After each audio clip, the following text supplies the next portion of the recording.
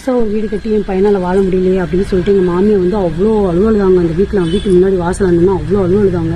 என் நீ ஏற்கனவே கல்யாணம் ஆனபடி கல்யாணம் ஆகி வந்து என் பிள்ளையோட வாழ்க்கையை வீணாக்கையே, உன் புருஷன் வேற இப்போ செத்து போயிட்டானாண்டி, நீ ஏண்டி வந்து இந்த மாதிரி பண்ணுற, என் பையனோட உனக்கு வயசு அதிகம்டி, 6-7 வயசு அதிகம்டி, ஐயோ என் பையன் வாழ்க்கையே வீணாக போச்சு அப்படின்னு சொல்லிட்டு எங்கள் மாமியை அழுதுகிட்டே போயிட்டாங்க.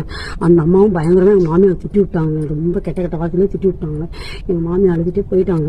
அப்புறம் அந்த பொண்ணு கல்யாணம் ஆச்சுன்னா பாவம், அந்த புதுசாக கல்யாணம் பண்ணிச்சு அந்த பொண்ணுக்கு என்ன பண்ணாங்க, வேற ஒரு கல்யாணம் பண்ணி வச்சுட்டாங்க அவங்க வீட்டில் எல்லாருமே. அந்த பொண்ணு நல்லபடியாக அங்கே வாழ்ந்துட்டு இருந்ததுங்க. இந்த பொண்ணுக்கு இந்த ஏற்கனவே இந்த அம்மா வந்துச்சு பார்த்தீங்களா, அந்த அம்மாவுக்கு ஒரு குழந்தை இருக்குது பார்த்தீங்களா, அந்த குழந்தை என்ன பண்ணாங்கன்னா குளிக்க வச்சாங்களாம். இந்த 2வது குழந்தை பிறந்துருச்சு. அதுக்கப்புறம் தான் அந்த குழந்தைய வந்து குளிக்க வச்சுட்டு படுக்க வச்சாங்களாம்.